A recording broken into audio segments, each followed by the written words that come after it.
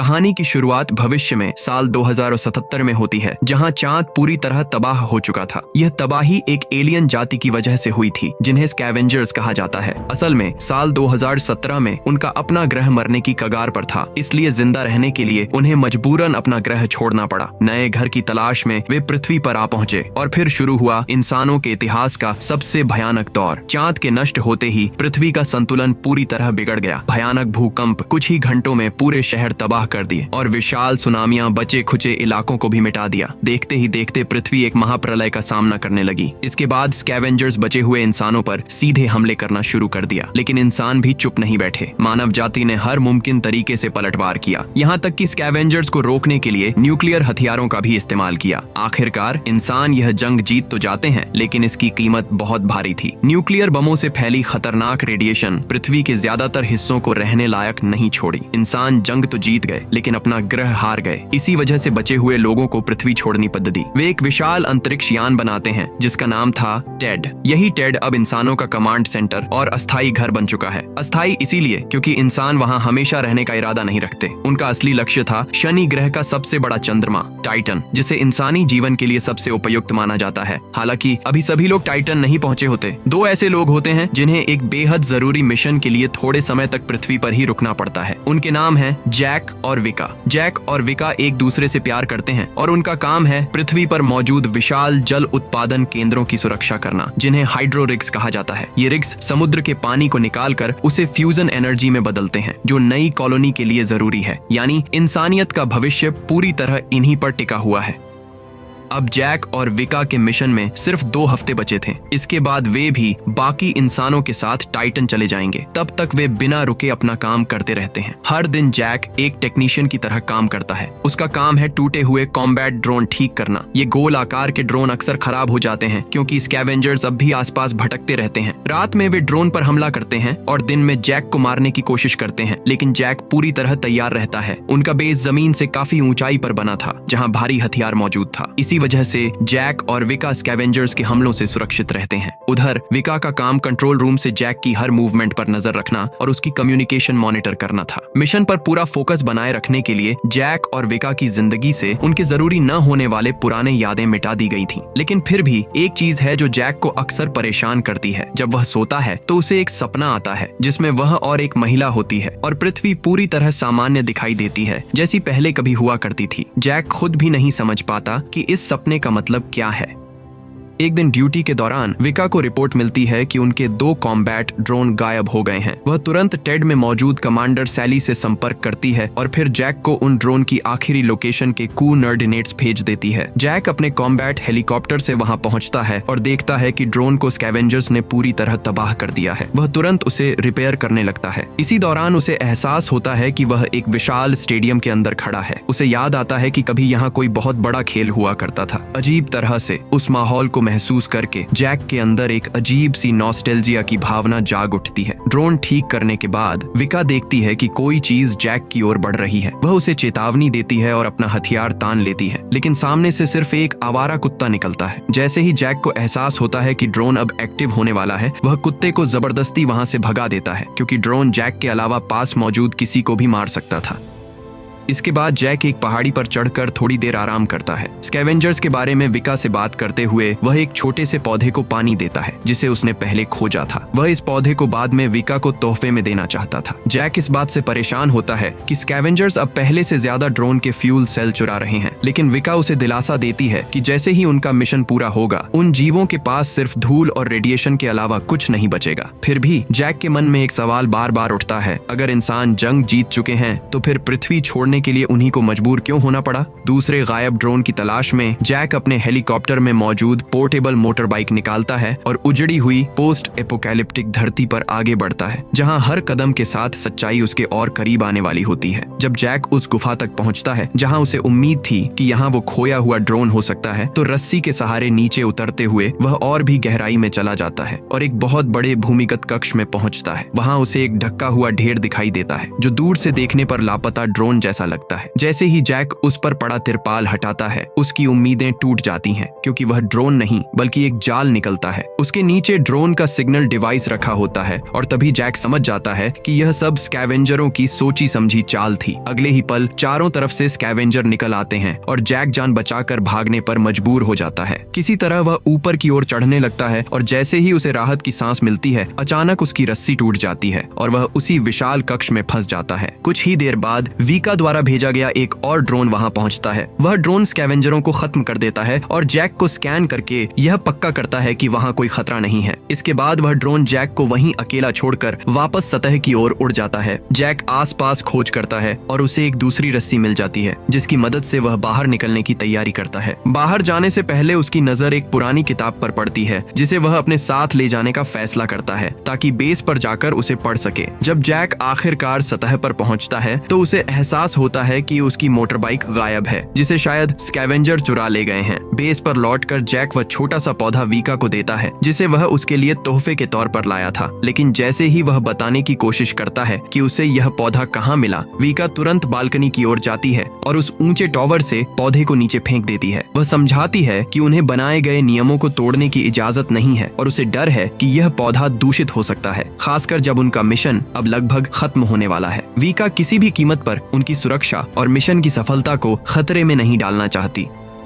अगली सुबह दोनों दूर कहीं एक जोरदार धमाका देखते हैं। यह पानी निकालने वाले एक हाइड्रो रिग का विस्फोट होता है, जिससे उन्हें लगता है कि स्कैवेंजरों ने चोरी किए गए ड्रोन फ्यूल सेल्स का इस्तेमाल करके उस पर हमला किया है। जब जैक उस तबाह रिग की जांच करता है तो उसके मैप पर एक अजीब सा सिग्नल दिखाई देता है। वह उस सिग्नल का पीछा करता हुआ एक ऊंची इमारत तक पहुंचता है, जो कभी युद्ध से पहले शान से खड़ी हुआ करती थी। उस इमारत को देखते ही जैक को एक गहरा सा एहसास होता है, जैसे वह इसे पहले देख चुका हो। उसे याद आता है कि यही जगह उसने अपने सपने में देखी थी। जैसे जैसे वह अंदर की ओर बढ़ता है, उसे एक रेडियो ट्रांसमीटर मिलता है, जिससे वही रहस्यमयी सिग्नल निकल रहा था। जैक मान लेता है कि स्कैवेंजर इस इमारत को एंटीना की तरह इस्तेमाल कर रहे हैं। वह वीका से सिग्नल डिकोड करने को कहता है और वीका पता लगाती है कि यह असल में कुछ निर्देशांक हैं। जैक इस नतीजे पर पहुंचता है कि यह ट्रांसमीटर स्कैवेंजरों के लिए एक बीकन की तरह काम कर रहा है। लेकिन जब वीका उन निर्देशांकों पर कुछ भी नहीं पाती तो दोनों ही उलझन में पड़ जाते हैं। आखिरकार वे इस बात को ज्यादा तूल न देकर अपने रोजमर्रा के मिशन पर वापस लौट जाते हैं। एक गश्त के दौरान जैक सीमा क्षेत्र की जांच करने जाता है। वीका उसे चेतावनी देती है कि उस बिंदु के आगे रेडिएशन जॉन है जो उसके शरीर को पिघला सकता है। लेकिन पृथ्वी को हमेशा के लिए छोड़ने से पहले जैक चुपचाप वीका के रडार से गायब हो जाता है और एक आखिरी जगह जाने का फैसला करता है, झील के पास बनी उसकी निजी झोपड़ी जो पहाड़ों से घिरी हुई है। वहाँ पहुंचकर जैक उन चीजों को दोबारा जीता है जिन्हें वह दिल से पसंद करता है। साधारण सी जिंदगी, वो छोटी छोटी बातें जो लोग तबाही से पहले करते थे। यही पल उसे सच्चे मायनों में सुकून और खुशी का एहसास कराता है। लेकिन यह शांति ज्यादा देर तक नहीं टिकती। अचानक आसमान से कोई चीज गिरती है। जैक तुरंत उस दिशा में दौड़ता है और वीका को भी इसकी जानकारी देता है। वह उसे बताता है कि यह वस्तु ठीक उसी इलाके में गिरी है जहां पहले उन्होंने बीकन के निर्देशांक पाए थे। जब जैक क्रैश साइट पर पहुंचता है तो उसे पता चलता है कि जो चीज गिरी है वह किसी तरह का अंतरिक्ष यान है। लेकिन वह बिल्कुल नया नहीं लगता,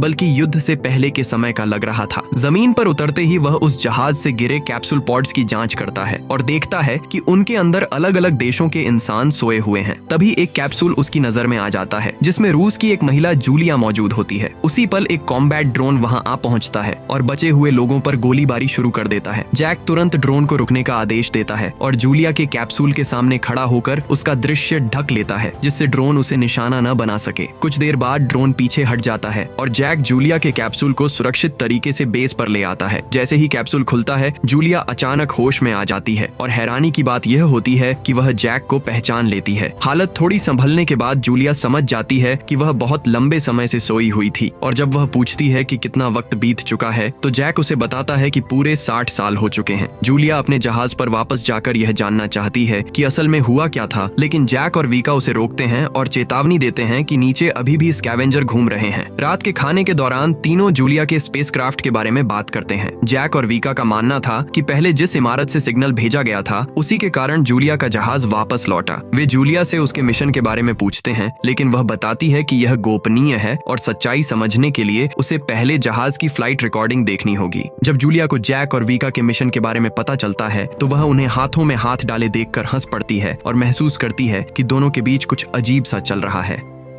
अगले दिन जैक जूलिया को बताता है कि जल्द ही कोई उसे रेस्क्यू करने आकर टेड ले जाएगा, लेकिन उससे पहले वह अपनी फ्लाइट रिकॉर्डिंग लेने के लिए क्रैश साइट पर जाना चाहती थी और जैक से साथ चलने को कहती है, ये मानते हुए कि जैक को भी सच्चाई जाननी चाहिए। जैक मान जाता है और दोनों साथ निकल पड़ते हैं, जबकि हेलीकॉप्टर के उड़ते ही वीका को कुछ गड़बड़ होने का एहसास हो जाता है। क्रैश साइट पर पहुंचकर जैक स्कैवेंजर से जूलिया की रक्षा करता है और फ्लाइट रिकॉर्डिंग ढूंढता है। जैसे ही उसे रिकॉर्डिंग मिलती है, स्कैवेंजरों का एक समूह उन पर टूट पड़ता है और उनमें से एक अचानक जैक पर हमला कर देता है। जैक तुरंत हेलीकॉप्टर को इमरजेंसी टेक ऑफ का आदेश देता है, लेकिन कमजोर हालत में वह एक स्कैवेंजर को अपनी ओर बढ़ते हुए देखता है और बेहोश हो जाता है। बाद में पता चलता है कि वह मरा नहीं है, बल्कि उसे जूलिया के साथ स्कैवेंजरों ने पकड़ लिया है और अपने अड्डे पर ले आए हैं। जब जैक अंधेरे कमरे में बंधा हुआ होश में आता है तो वहाँ मेल्कम नाम का एक स्कैवेंजर सामने आता है और बताता है कि वह लंबे समय से जैक पर नजर रखे हुए था। खासकर उसकी जिज्ञासा को यहीं ये खुलासा होता है कि स्कैवेंजर कोई एलियन नहीं बल्कि वही इंसान है जो सर्वनाश के बाद किसी तरह जिंदा बचे हैं। जैक मेल्कम से कहता है कि उसे कोई भी काम की जानकारी नहीं मिलेगी क्योंकि मिशन की सुरक्षा के लिए उसकी याददाश्त मिटा दी गई है, लेकिन मेल्कम पहले से ही यह जवाब जानता था। वह बताता है कि कॉम्बैट ड्रोन जैक की रक्षा के लिए नहीं बल्कि धरती पर बचे हर इंसान को मारने के लिए बनाए गए हैं और जैक अकेला अपवाद है जिसे ड्रोन निशाना नहीं बनाते। इसका सबूत वह घटना है जब जैक ने जूलिया के कैप्सूल को बचाते हुए खुद को लगभग गोली लगवा ली थी। मेल्कम पूछता है कि जैक ने ऐसा क्यों किया, एक ऐसा सवाल जिसका जवाब जैक खुद भी नहीं दे पाता, लेकिन इसी वजह से मेल्कम को वह और दिलचस्प लगने लगता है। फिर मेल्कम जैक को दूसरी जगह ले जाता है और रास्ते में बताता है कि वे लोग अक्सर ड्रोन से लड़ाइयां हार जाते हैं, इसलिए उन्होंने एक बड़ा कदम उठाया और दशकों की मेहनत के बाद ड्रोन के जीपीएस कोड को तोड़ने में कामयाब हुए। इसी वजह से वे जूलिया के जहाज को धरती पर उतार सके क्योंकि उन्हें उसके अंदर मौजूद घना रिएक्टर कोर चाहिए था। अगर इस कोर को उन 10 ड्रोन फ्यूल सेल्स के साथ मिला दिया जाए जो वे पहले ही चुरा चुके हैं तो यह धमाका उस विस्फोट से 10 गुना ज्यादा शक्तिशाली होगा जिसने पानी के रिग को नष्ट किया था।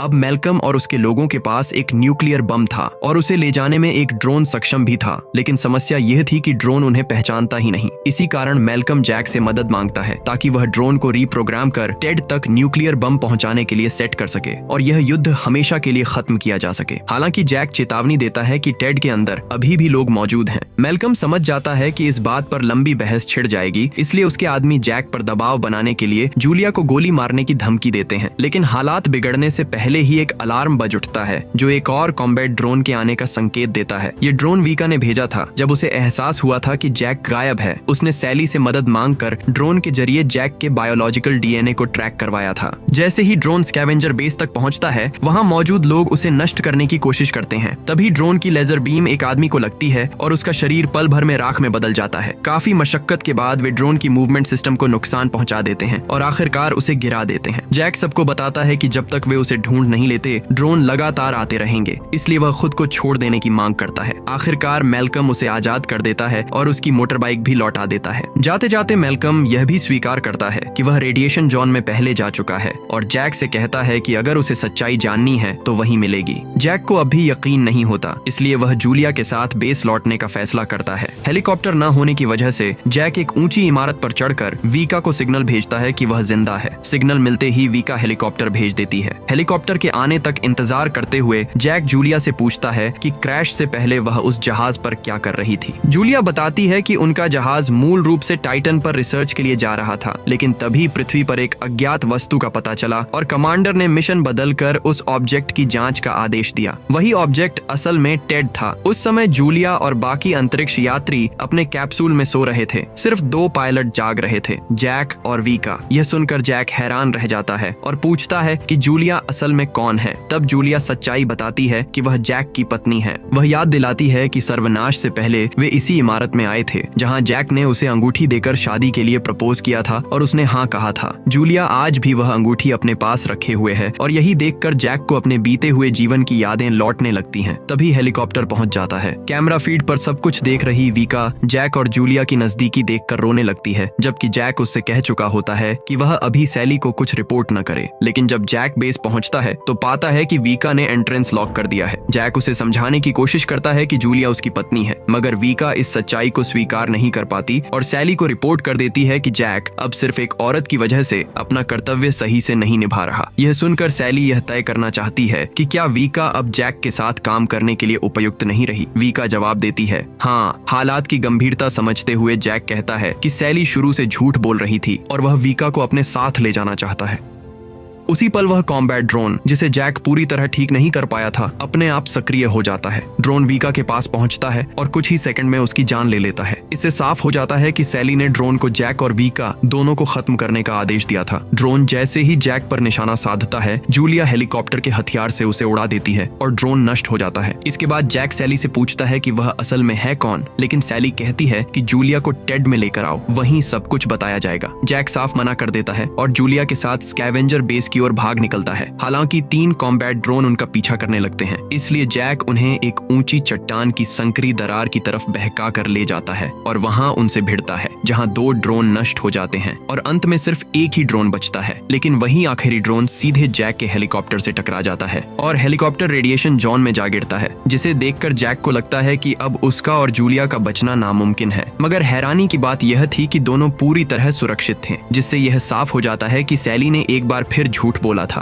हालांकि जैक के पास इस सच्चाई पर सोचने का वक्त नहीं होता, क्योंकि उसे अभी भी उस ड्रोन को खत्म करना था और आखिरकार वह उसे नष्ट कर देता है। लेकिन ड्रोन का भारी ढांचा हेलीकॉप्टर से टकरा जाता है, जिससे हेलीकॉप्टर का संतुलन पूरी तरह बिगड़ जाता है। हालात को बेहद खतरनाक समझकर जैक और जूलिया तुरंत पैराशूट से कूद जाते हैं और किसी तरह सुरक्षित जमीन पर उतर जाते हैं। तभी जैक को एक और ड्रोन से उठता हुआ धुआं और अजीब सी आवाज सुनाई देती है। वह जूलिया से वहीं रुकने को कहता है और उस क्षतिग्रस्त ड्रोन को देखने चला जाता है, जहां उसे अपने जैसे ही एक और हेलीकॉप्टर उतरता हुआ दिखता है और उसमें से एक इंसान बाहर आता है। जैक उसे रुकने के लिए कहता है, लेकिन अगले ही पल उसे एहसास होता है कि सामने खड़ा इंसान कोई और नहीं बल्कि वही खुद है, यानी जैक का एक क्लोन, जिससे दोनों जैक पूरी तरह भ्रमित हो जाते हैं कि आखिर हो क्या रहा है। इसी दौरान जूलिया उनके पास आती है और उसे देखते ही क्लोन जैक के भीतर दबी हुई यादें जगाने लगती हैं, जिससे वह पल भर के लिए ध्यान भटका बैठता है और इसी मौके का फायदा उठाकर असली जैक उसे काबू में कर लेता है, उसका गला दबाकर बेहोश कर देता है और उसके हाथ बांध देता है। लेकिन इस लड़ाई के दौरान अनजाने में क्लोन जैक की गोली जूलिया को लग जाती है, जिसका एहसास असली जैक को तुरंत नहीं होता। जूलिया को सुरक्षित जगह पहुंचाने के बाद जैक क्लोन के हेलीकॉप्टर से फर्स्ट एड किट लाने निकलता है, लेकिन उससे पहले उसकी नजर हेलीकॉप्टर के नंबर पर जाती है। ये बंसंट होता है, जबकि उसके अपने हेलीकॉप्टर का नंबर उनपाइनीस था और तभी जैक को यह कड़वी सच्चाई समझ आती है कि वह भी उसी तरह का एक क्लोन है।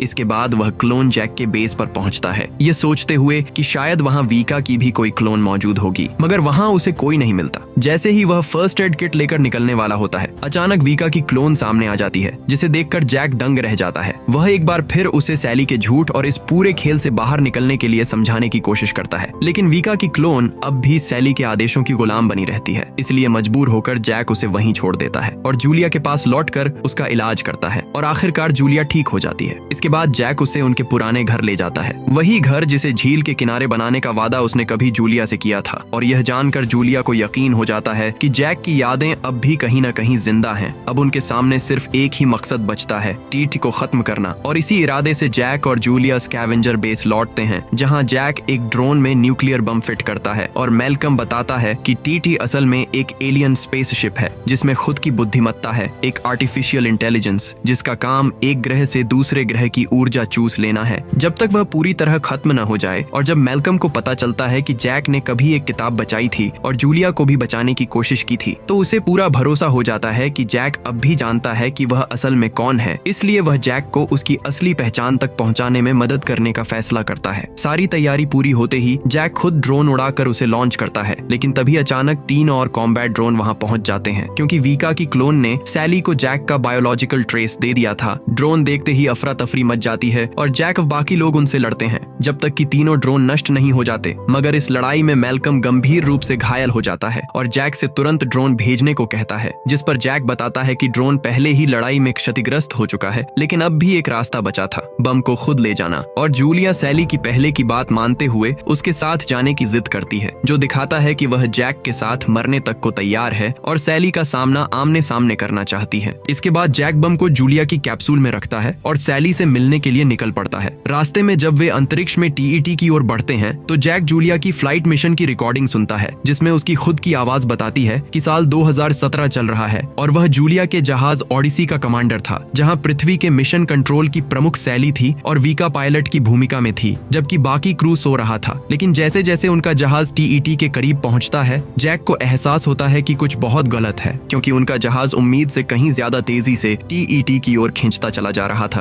तब तबाही से बचने के लिए जैक और वीका जहाज के थ्रस्टर्स एक्टिवेट करके उससे दूर जाने की कोशिश करते हैं, लेकिन जहाज कोई प्रतिक्रिया नहीं देता और उसी पल सैली से उनका संपर्क भी कट जाता है। तभी जैक समझ जाता है कि अगर वे ज्यादा देर तक अंदर जाते रहे तो सब खत्म हो सकता है, इसलिए वह एक बड़ा फैसला लेता है और पूरे क्रू की कैप्सूल्स, जिनमें जूलिया की कैप्सूल भी शामिल है, रिलीज कर देता है, क्योंकि ये कैप्सूल इस तरह प्रोग्राम की गई थी कि वे सुरक्षित रूप से पृथ्वी की कक्षा में वापस लौट सकें। जैक चाहता था कि वीका भी कैप्सूल में चली जाए, लेकिन वीका मना कर देती है और कहती है कि वे एक टीम है। इसके बाद जैक कैप्सूल सेक्शन को अलग कर देता है और खुद वीका के साथ टीईटी के अंदर दाखिल होता है। यहीं फ्लाइट रिकॉर्डिंग खत्म हो जाती है। अब जैक के मन में टीईटी के अंदर मौजूद सच्चाई को लेकर जिज्ञासा और बढ़ जाती है, लेकिन जैसे ही वह अंदर पहुंचता है, यह जिज्ञासा गहरे सदमे में बदल जाती है, क्योंकि वह एक विशाल अंदरूनी संरचना देखता है और फिर एक ऐसी सच्चाई सामने आती है जिस पर विश्वास करना उसके लिए नामुमकिन होता है। यहाँ खुलासा होता है कि जैक और वीका दोनों ही टीईटी द्वारा बनाए गए क्लोन हैं और असली शासक कोई सैली नहीं बल्कि वही टीईटी है जो अब तक खुद को सैली के रूप में छिपाए हुए था। सारी जानकारी इकट्ठा करने के बाद जैक आखिरकार उस असली शासक से आमने सामने होता है, जो एक विशाल त्रिकोणीय आकृति है जिसके बीच में लाल आंख चमक रही होती है। लेकिन जैक को इस बात से कोई फर्क नहीं पड़ता कि यह प्राणी क्या है या कहां से आया है। उसके लिए बस इतना मायने रखता है कि अब वह इसे खत्म करना चाहता है। जैक को शक होता है कि यह त्रिकोण जूलिया को भी क्लोन करना चाहता है, इसलिए वह उसे वही देने का नाटक करता है जो वह चाहता है। लेकिन यह एक चाल होती है, क्योंकि कैप्सूल के अंदर जूलिया नहीं बल्कि मेलकम होता है। असल में जैक जूलिया को झील वाले घर में सुरक्षित वापस भेज चुका होता है, क्योंकि वह अपनी पत्नी को इस तरह मरते हुए नहीं देख सकता था। वहीं मेलकम पहले से ही मर रहा था और टीईटी को नष्ट करने के लिए पूरी तरह तैयार था। इसी वजह से जैक उसे अपने साथ वहां लाता है। जब वह त्रिकोण खुद को भगवान बताता है तो जैक को इससे भी कोई फर्क नहीं पड़ता और मेलकम के हाथ में मौजूद न्यूक्लियर बम का ट्रिगर दबा दिया जाता है, जिससे टीईटी जोरदार विस्फोट के साथ तबाह हो जाता है। इसके परिणाम स्वरूप सारे ड्रोन पूरी तरह नष्ट हो जाते हैं और आखिरकार मानवता यह युद्ध जीत लेती है।